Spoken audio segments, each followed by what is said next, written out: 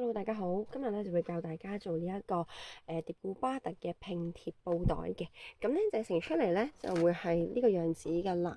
咁究竟點樣做嘅咧？咁介紹下工具先。我哋先咧會有一個杯樣啦。咁我哋今次做布袋啦。咁其實呢個拼貼咧可以做喺木啊或者其他嘅物料上面都可以嘅。咁我哋今次就做個布袋啦。今次做嘅大細咧就會係呢個 size 嘅，係啦。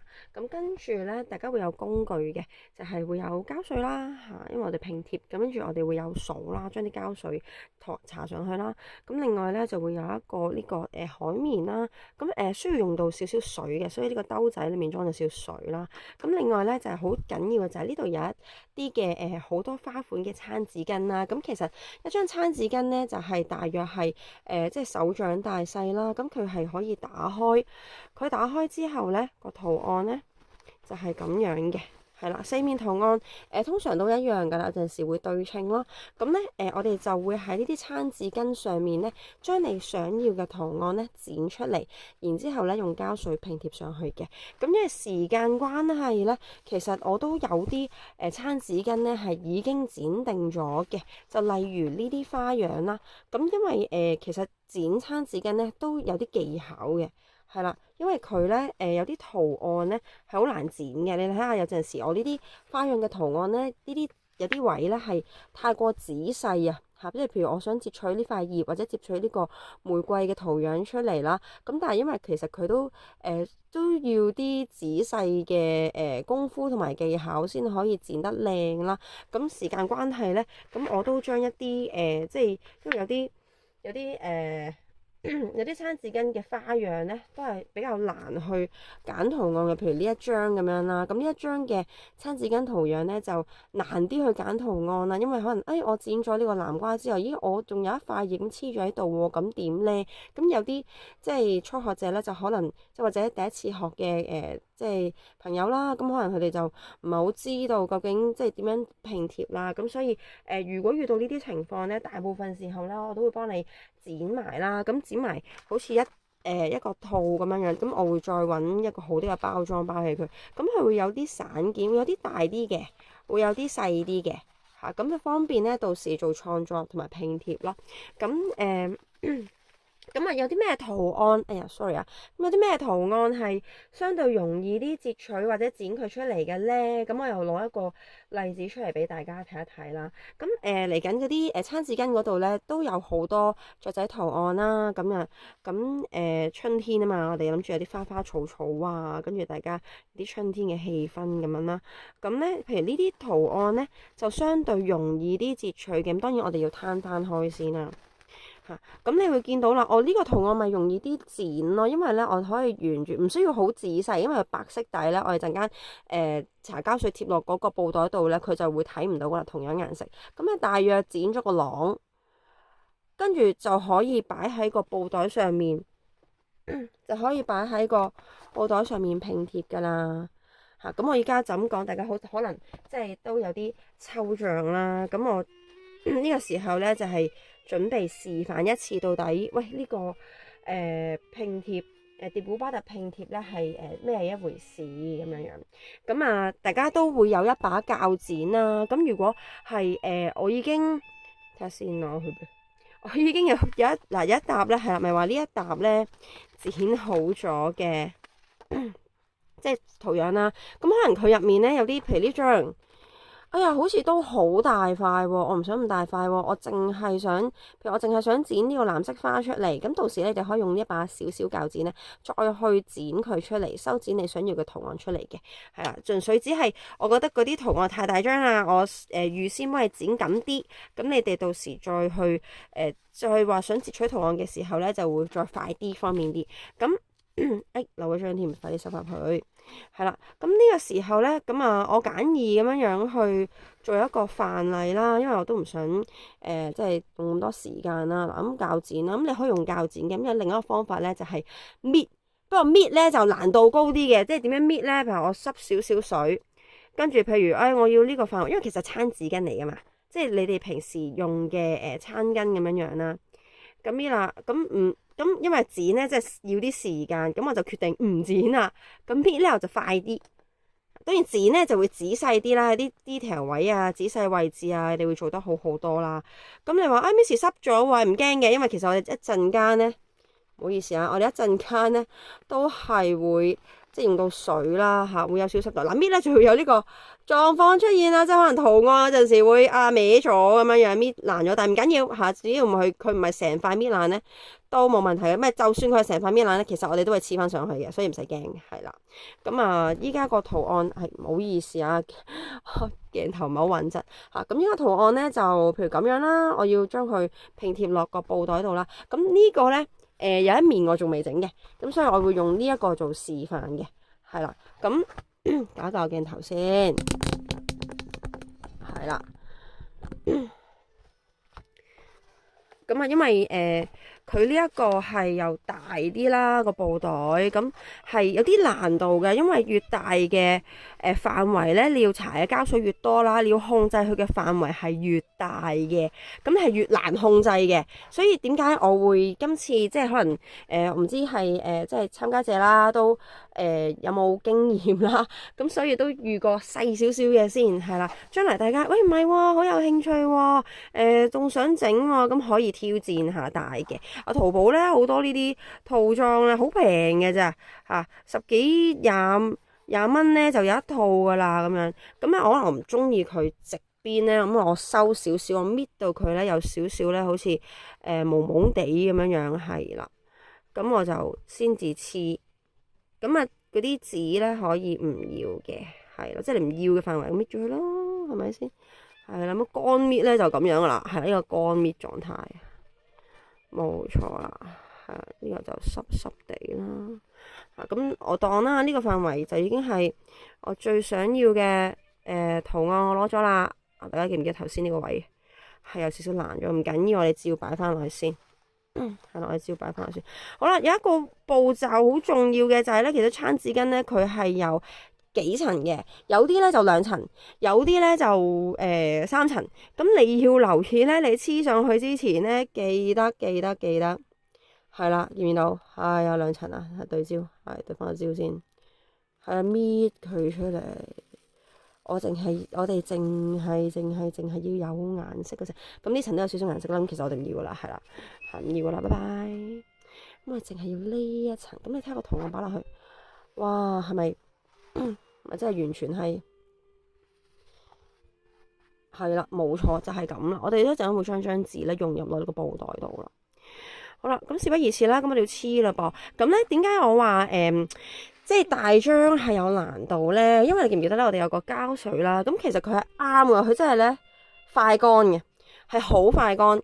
咁所以喺呢度施加一陣裝飾用嘅，唔緊要，我一陣再處理。咁所以咧，我哋一陣落膠水咧。睇我落膠水咧，係一定要快手啦。咁第一快手，第二你其實個快手個重點係等佢乾之前，你要黐到落去咯。咁啊咁大張，點解會有難度？因為佢好容易起泡泡啊。因為紙咧，你黐上去即係好似出面嗰啲咧，黐畫布、海報嗰啲咧，有陣時你起泡起實泡泡嘅，係啦，呢個就係最有難度嘅地方啊。咁大張咧，越大張就越難控制嗰個起泡泡嘅程度，係啦。咁我將佢黐實咗，將個膠水打開啦。其實好簡單啊，呢個膠水咧，我用過啦吓，其實冇咁少嘅吓，我用過嘅係啦。咁譬如你攞多啲膠水都唔驚嘅，因為你搽落去嘅時候，譬如呢個位置，咁你睇到佢有啲反光嘅，即係佢未乾晒，咁你就好嗱臨揾翻我。嗱，我會選擇咧黐咗中間先嘅。咁你大約知道，我中間呢度黐咗啦。因為紙巾薄咧，佢會少少透膠嘅，即係咧面上面你望到少少膠水啦，唔驚嘅吓。我哋一陣間咧係會清理嘅。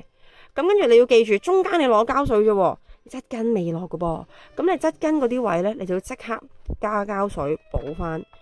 咁你要加膠水嘅範圍咧，大家真係唔好慳，我超級多膠水，我預咗大家咧用多啲噶啦，係啦，個底嗰度咧一定要有膠水，如果唔係佢真係會起泡泡，起得好嚴重。係咁啊，黐啦，輕輕咁樣推出去啦。我哋由中心，即係好似米字形咁樣推出去啦。記唔記得下面我都未落膠水？咁你要記得未落膠水嘅位置要落翻足啦吓。咁啊，慢慢再推出去啦。大張啊，所以用少少時間，大家耐心等候啊。咁我就唔快飛啦，希望大家即係可以睇下嗰個過程啦，同埋大家可能都估下大約需時要幾多啦。咁我哋一陣間呢，都要等佢講。哎呀，係啦，咁搣嘅有個壞處就係佢好容易係啦甩咗咁樣，咁我哋要小心啲啦，係啦，咁啊。係啊，咁如果你話Miss 我全部膠水搽晒上去，跟住先黐得唔得啊？唔係唔得嘅，係得嘅。不過當你有咁大上下嘅範圍嘅時候，你搽晒全部膠水啦，可能一開始搽嗰啲地方咧就已經乾晒啦。咁你就會發現咧，咦 Miss 點解呢個呢度黐唔到嘅咁樣樣？咁係啊，因為你啲膠水乾咗咯。係啊，咁你就要補膠水都去黐翻啦。嗱，依家就幾靚仔，係咪啊？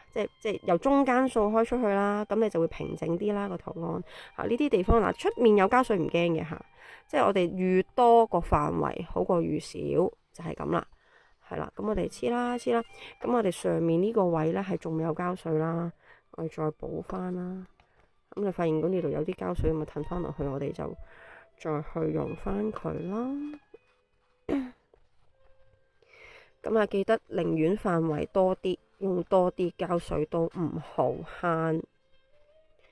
我哋超級多膠水，係啦，好啦，小心呢度啦，因為咧，你記得由中間推出去啦，輕輕力，係溫柔啲，因為餐時間咧都真係好薄嘅，係大家好粗魯捽嘅話咧，就已經會爛噶啦，係啊，更何況我今次用咗搣嘅方法啦，你見到呢個尾尾咯，仲有少少未黐到，咁我哋又補翻少少啦，即係補翻啲嘅啫，唔緊要啊，總之佢個底嗰度有膠水黐住佢，係啦。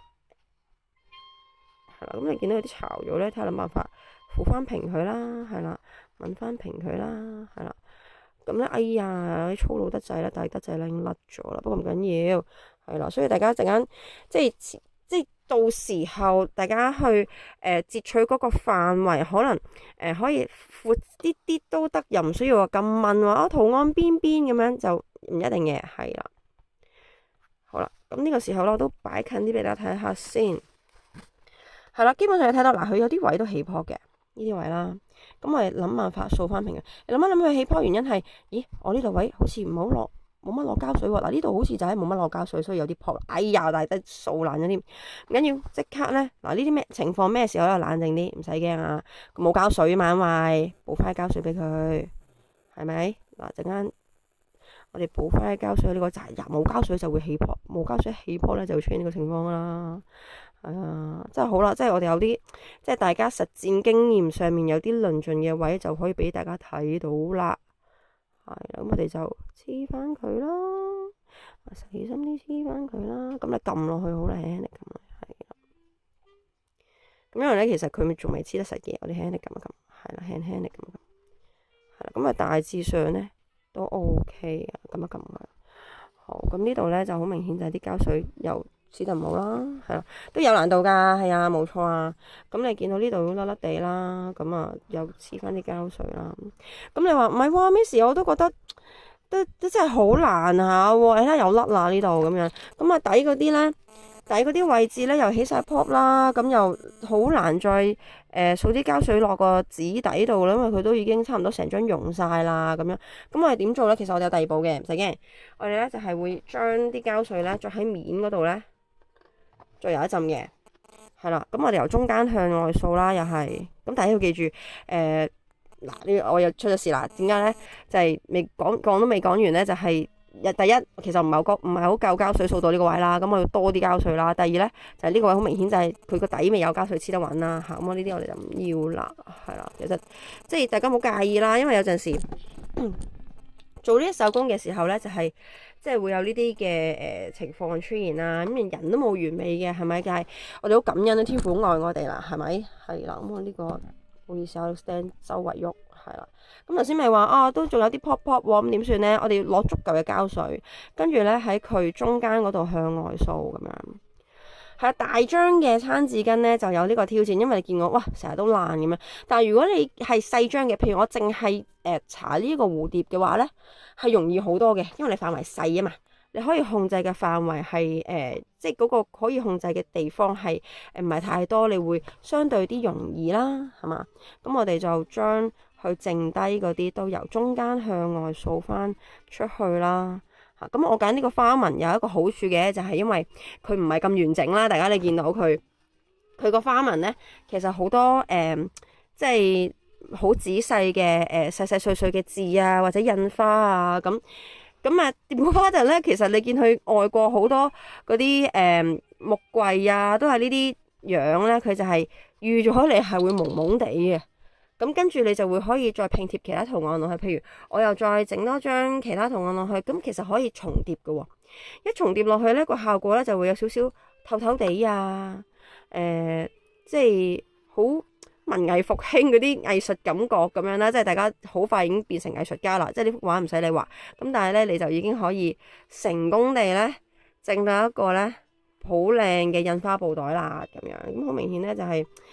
因為我之前用過呢個膠水咧，有少少唔夠啦，所以咧點解我都即係特登訂個細啲嘅布袋咧，就係因為大布袋咧，佢的而且確係要用得比較多膠水嘅。咁面記得我哋都真係要每個位置都要落翻啲膠水啦嚇。咁大家開始睇到咧，嗱呢啲位我未落膠水啦，呢啲位落咗膠水佢有啲反光啦，但唔好咁大力喎，又捽爛晒啦。我都幾大力嘅，好溫柔少少啦。最緊要多少少膠水啦，係啦，係啦，咁咧就差唔多噶啦嚇。咁跟住仲有，其實好快嘅，因為呢個步驟咧就係揾你個圖案預備好，跟住落膠水黐底，黐好個底就黐面。咁啊，想去貼服咧就由中間掃出去，米字形咁樣掃出去啦。